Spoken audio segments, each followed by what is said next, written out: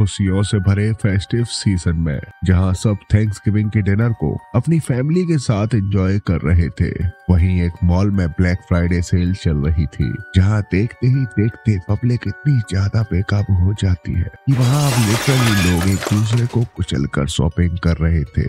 भाग दौड़ के चलते ना जाने कितने लोग मारे गए, और ऐसे ही पल होते हैं जब हम इंसानों को जानवर बनता देखते हैं। फ्री और हाफ रेट्स में मिल रहे तुच्छ सामान के लिए लोग ना जाने किस हद तक गिर जाते हैं।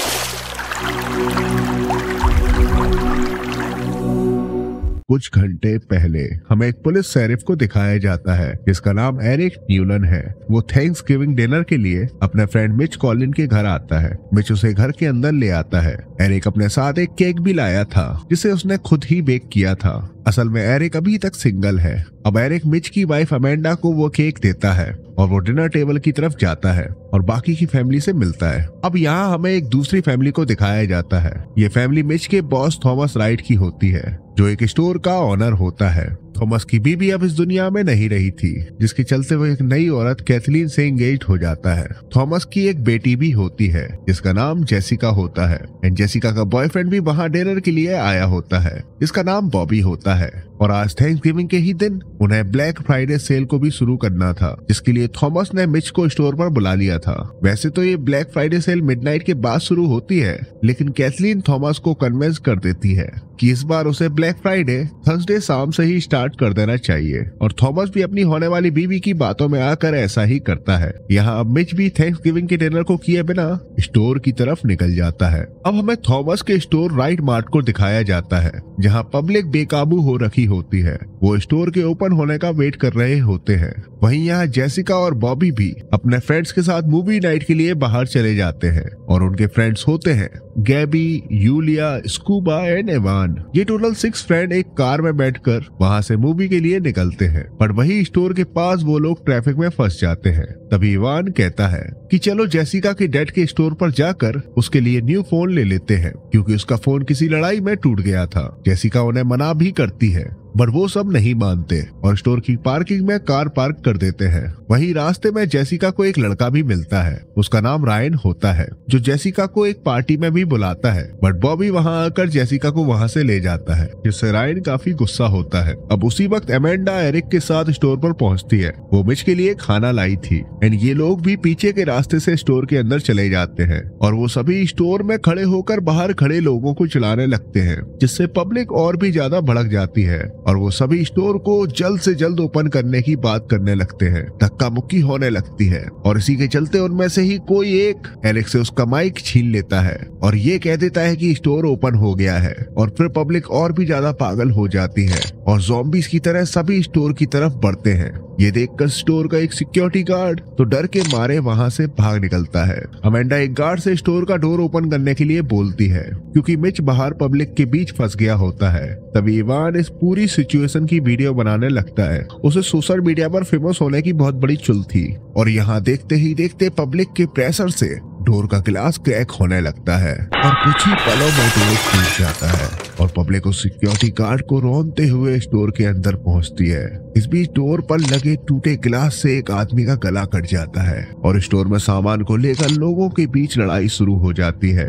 लोगों की चपेट में आकर अमेंडा भी गिर जाती है, और कोई भी किसी की परवाह किए बिना बस पागलों की तरह स्टोर से सामान लूट रहे थे। इवान भी वहीं खड़ा खड़ा लोगों की वीडियो बनाए जा रहा था। यहाँ वही आदमी जिसका गला कट गया था, वो अभी भी खुद की परवाह किए बिना एक वेफल मेकर की मशीन उठा लेता है और वहीं बेहोश हो जाता है। पूरे स्टोर में भगदड़ का माहौल था।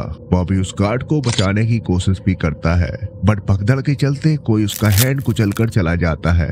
वैसे शायद मैंने आपको पहले नहीं बताया, बट बॉबी काफी फेमस था इस टाउन में, क्योंकि वो बेसबॉल का चैंपियन प्लेयर था, और अब उसके हाथ टूट जाने के बाद उसका कैरियर भी खत्म समझो। यहाँ एक फैट लेडी उस अधमरे आदमी से उसका वेफल मेकर छीन लेती है। यहाँ अमेंडा भी जमीन पर घिसट घिसट के खुद को बचाने की कोशिश कर रही थी, बट तभी उसे वही फैट लेडी अपने शॉपिंग कार्ट से मार देती है, और वो किसी दूसरे आदमी से लड़ने लगती है। दोनों एक दूसरे से अपनी कार्ट को हटाने का बोलते हैं, और उन्हीं की कार्ट में अमेंडा के हेयर फंसे थे, जो कार्ट को हटाने की वजह से अमेंडा के बालों को उसकी स्किन से उखाड़ती ले जाती है। आई डोंट नो इस मूवी से कितने सीन में आपको दिखा पाऊंगा जस्ट बिकॉज यूट्यूब गाइडलाइंस, तो उन सीन्स को फील करना।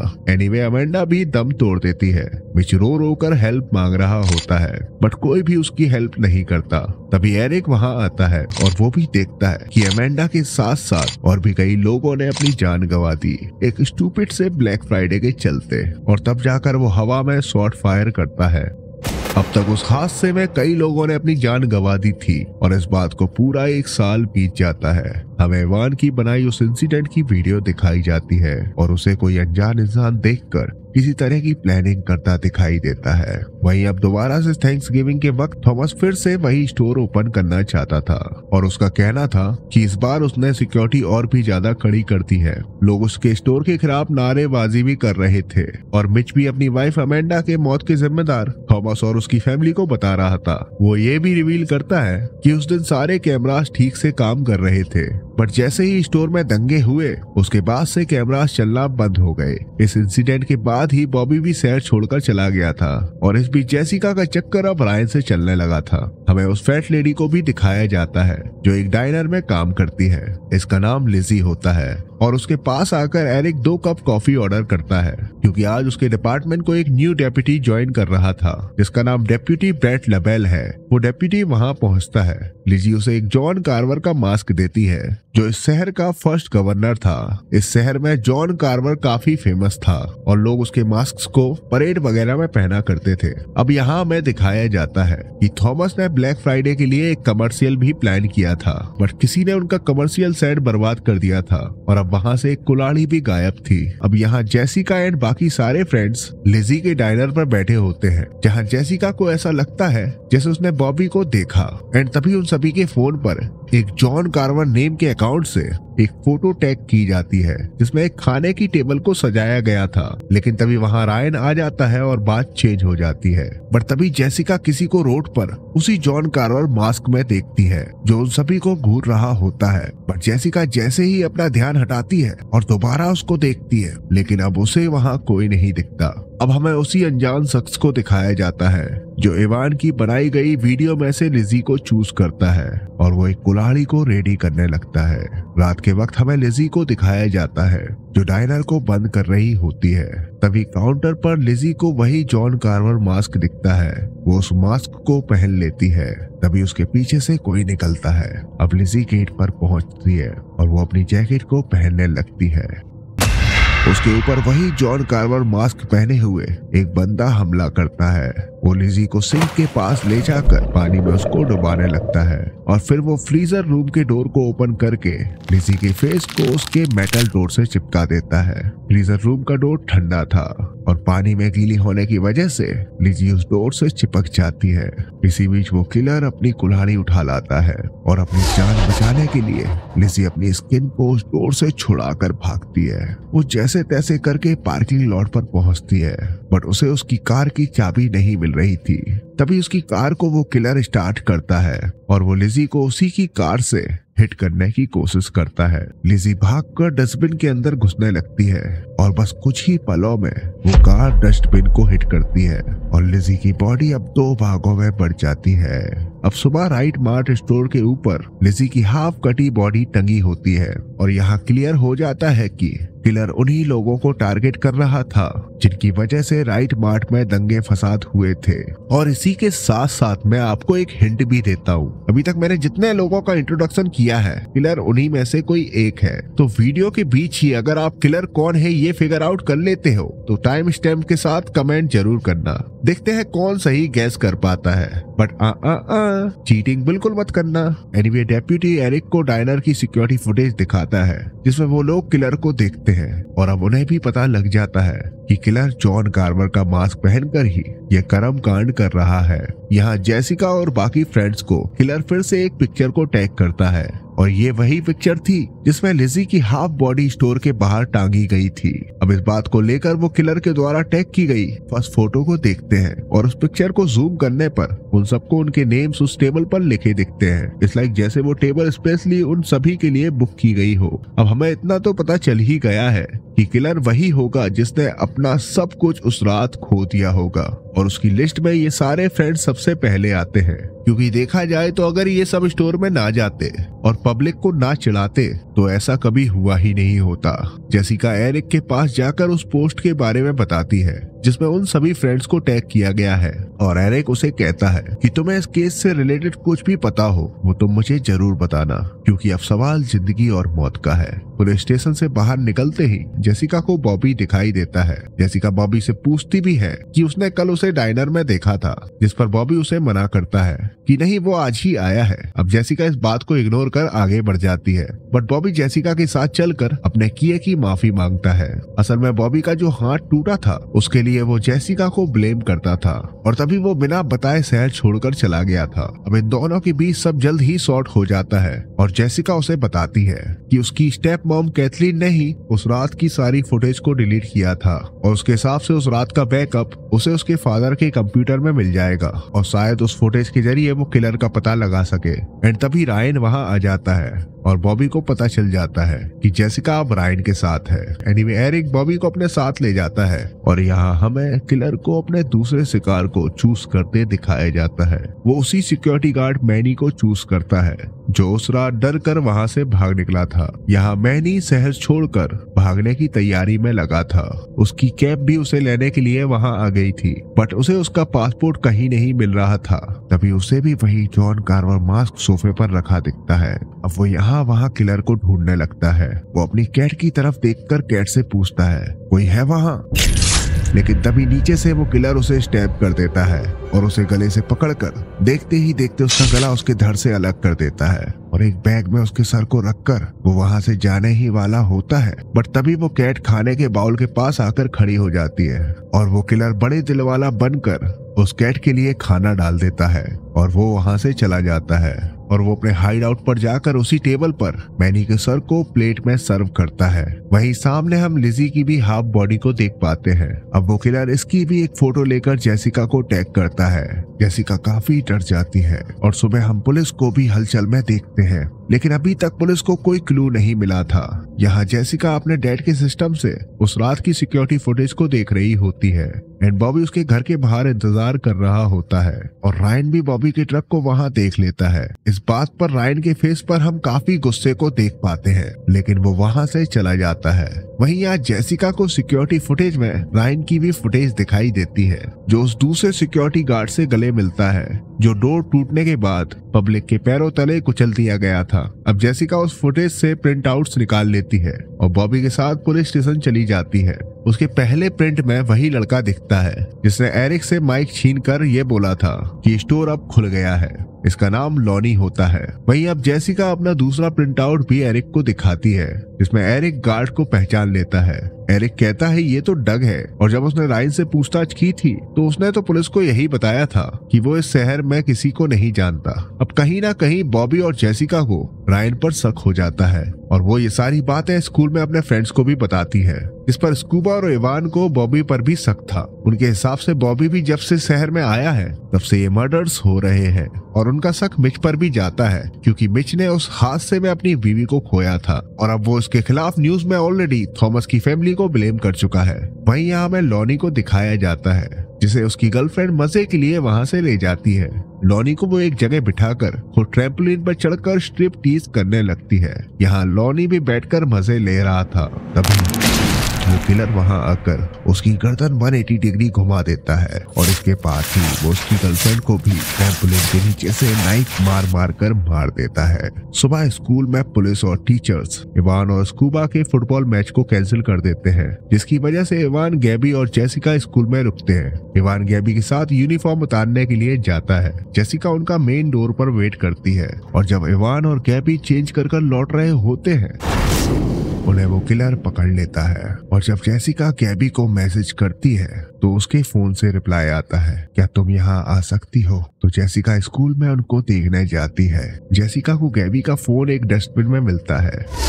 किलर उस पर भी हमला करता है, बट जेसिका जैसे तैसे उससे बच जाती है और वो भाग निकलती है। किलर उसका पीछा अभी भी कर रहा था और जैसे ही वो किलर उसे ढूंढने वाला होता है, जेसिका उसकी आंखों में स्प्रे कर देती है और वो भागकर स्कूल के बाहर आ जाती है। अब थोड़ी ही देर पर वहाँ पुलिस आ जाती है और एरिक जेसिका से उस किलर के बारे में सवाल जवाब करता है और उसे कहता है छोटी सी छोटी डिटेल भी हमारे बहुत काम आ सकती है। पर जेसिका उसे कहती है सब कुछ बहुत जल्दी में हुआ और वैसे भी उस किलर ने मास्क पहन रखा था।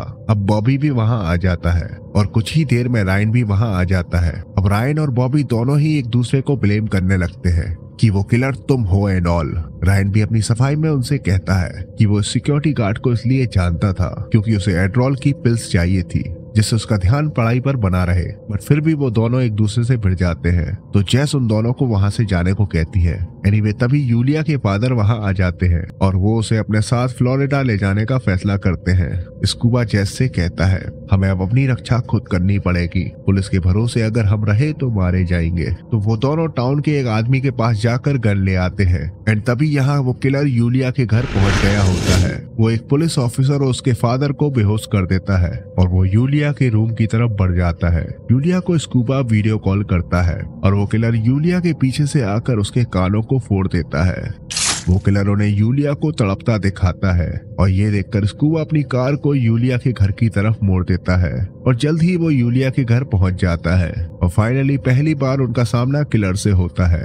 एंड अब तो स्कूबा के पास गन भी थी, तो स्कूबा किलर को गन पॉइंट पर रखकर यूलिया को छोड़ने की बात करता है, बट वो किलर वीडियो में गैबी और इवान को दिखाता है। स्कूबा प्रेशर में आकर गन फायर कर देता है, बट गन सेफ मोड पर होती है और किलर के लिए इतना काफी था। वो यूलिया के पास पड़ी 100 को चालू कर उसके ऊपर धक्का दे देता है, जिसके बाद यूलिया को बचाना बहुत मुश्किल था और तब तक वो किलर वहां से भाग निकलता है। अब यहाँ थॉमस के घर पुलिस और जेसिका मिलकर एक प्लान बनाते हैं। कल जॉन कार्वर परेड है और वो उसी परेड के जरिए किलर को पकड़ने का जाल फैलाते हैं। जल्द ही सुबह परेड के लिए सब निकल जाते हैं। हमें परेड से पहले मिच को भी जॉन कार्वर मास्क को पहनते दिखाया जाता है और हो सकता है मिच ही किलर हो। एनीवे एरिक का प्लान ये था कि परेड खत्म होकर वापस वेयर हाउस पर आएगी और इसी बीच अगर किलर ने उन पर हमला करना चाहा तो वो लोग उसे धर दबोचेंगे। तो एरिक यहीं वेयर हाउस पर रुकता है और परेड में उन लोगों के साथ डेप्यूटी और बाकी की पुलिस फोर्स जाती है। जेसिका को परेड में जाने से पहले वही बंदा जिसने स्कूबा को गन दी थी वो जेसिका को एक रिंग देता है, ये कहकर कि ये रिंग लकी है। जेसिका उस रिंग को पहनकर परेड में निकल जाती है। अब परेड में मिच आकर ट्रक का रास्ता रोककर प्रोटेस्ट करता है, बट उसे पुलिस द्वारा साइड कर दिया जाता है। बट इसी बीच एक क्लाउन एक चिकन मैस्कॉट का सर धड़ से अलग कर देता है। परेड में भगदड़ मच जाती है जिसकी वजह से ड्राइवर को भी जान गंवानी पड़ती है और इन सब का फायदा उठाकर किलर थॉमस, कैथलीन, जेसिका और स्कूबा को भी किडनैप कर लेता है और वो वहां से निकल जाता है। अब किलर कैथलीन को लिटरली पकाने के लिए रेडी कर रहा था, पर कैथलीन बचकर भागने की कोशिश करती है, लेकिन जल्द ही वो फिर से किलर के हत्थे चढ़ जाती है और इस बार किलर सच में उसे पका देता है। यहाँ पुलिस को पता चलता है कि किलर उसी डिनर टेबल की लाइव स्ट्रीम कर रहा था।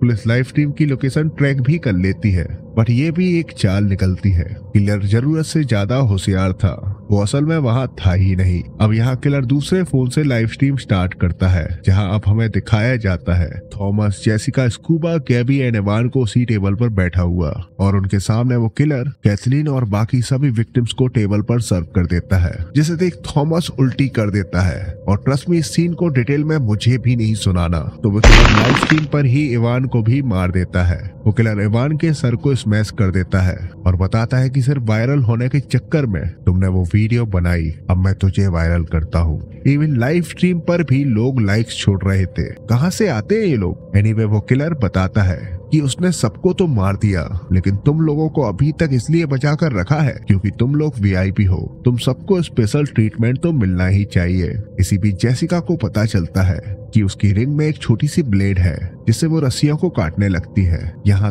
थॉमस को किलर कैथलीन को भी खिलाने की कोशिश करता है, बट इसी बीच उस रिंग की मदद से जेसिका और स्कूबा फ्री हो जाते हैं और वो किलर से बचकर भागने की कोशिश करते हैं, बट किलर स्कूबा को घायल करके जेसिका के पीछे जाता है। लेकिन जेसिका टाइम रहते फेंस की दूसरी तरफ जाने में कामयाब होती है।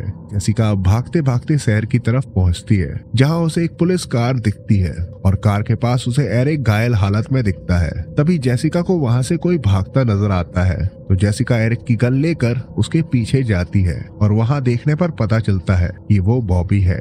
जेसिका समझ जाती है कि बॉबी ही वो किलर है और शायद वो इन सब से बदला लेना चाहता था। तभी एरिक वहाँ आ जाता है और वो जेसिका को काम करके बॉबी के पीछे जाता है। एरिक उसे शूट करता है बट बॉबी बचकर भाग निकलता है। पुलिस भी वहां आ जाती है और वो जेसिका को बताती है कि उन्होंने थॉमस, गैबी और स्कूबा को वहां से बचा लिया है और अब वो सब हॉस्पिटल में है। पुलिस वहां से चली जाती है। एरिक जेसिका को भी साथ चलने को कहता है बट जेसिका अभी कुछ देर चैन की सांस लेना चाहती थी। एरिक भी उसके साथ वहीं रुक जाता है। जेसिका भी अपने हाथ पैरों से झाड़ के कांटे वगैरह निकालती है। एनीवे तभी एरिक भी वहां आता है और तब जेसिका उसके शूज में वही कांटे वगैरह लगे देख लेती है एंड अब जाकर उसे रियलाइज होता है कि वो किलर बॉबी नहीं एरिक है। जेसिका को अब सारी बातें याद आने लगती है और वो कड़ियां जोड़ने लगती है। एरिक को भी जेसिका की हरकतों से आइडिया लग जाता है कि उसे पता चल गया कि वो ही किलर है तो वो डोर लॉक करके ग्लव्स पहनने लगता है और जेसिका को बताता है कि उसका प्लान था कि जॉन कार्वर की जगह वो बॉबी को फंसा दे, इसलिए वो उसे नशा देकर अपनी कार की डिक्की में रखकर ले आया था। लेकिन जब वो जेसिका के पीछे था वो फटाफट चेंज करके अपनी कार के पास पहुंचता है। उसकी डिग्गी से बॉबी को निकालने जाता है लेकिन बॉबी तब तक होश में आ गया था और वो एरिक के ऊपर हमला करके भाग जाता है। बट तभी जेसिका वहां आ जाती है और वो बॉबी को भागता देखकर उसी को किलर समझ लेती है और जब जेसिका उससे पूछती है कि उसने ऐसा क्यों किया तब जाकर एरिक इन सब के पीछे की वजह बताता है। असल में एरिक का चक्कर मिच की बीवी अमेंडा के साथ चल रहा था और वो दोनों जल्द ही एक दूसरे के साथ होने वाले थे। अमेंडा एरिक के बच्चे की माँ भी बनने वाली थी और उस रात एरिक ने अमेंडा के साथ साथ अपने बच्चे को भी खो दिया था। अब यहाँ एक ट्विस्ट आता है क्योंकि जेसिका ने एविडेंस में से गैबी का फोन निकाल लिया था और उसने एरिक की सारी बातें लाइव स्ट्रीम कर दी थी। मतलब अब सब जान गए थे कि असली किलर कौन है। एरिक बौखला जाता है और वो जेसिका पर हमला करता है लेकिन सही समय पर बॉबी वहां आ जाता है और वो जेसिका को बचाता है। भागते वक्त जेसिका हीलियम गैस को चालू कर देती है और वो दोनों एक टो ट्रक को लेकर भागते हैं बट एरिक टो ट्रक की रोप को एक पिलर से बांध देता है जिससे उनका ट्रक आगे नहीं बढ़ता और अब धीरे धीरे एरिक उनकी तरफ बढ़ रहा होता है। तभी जेसिका को एक गन मिलती है जिसे वो सीधा उस जायंट बलून पर फायर करती है और हीलियम की वजह से उस बलून में जोरदार ब्लास्ट होता है। एरिक ब्लास्ट की चपेट में आ जाता है और सबको यही लगता है कि वो ब्लास्ट में मारा गया बट पुलिस को उसकी बॉडी अभी तक नहीं मिली थी। उनको लगता है ब्लास्ट की वजह से उसके चीथड़े उड़ गए होंगे बट मुझे नहीं लगता कि एरिक अभी तक मारा गया है और वो वापस जरूर आएगा अपने अधूरे काम को पूरा करने में।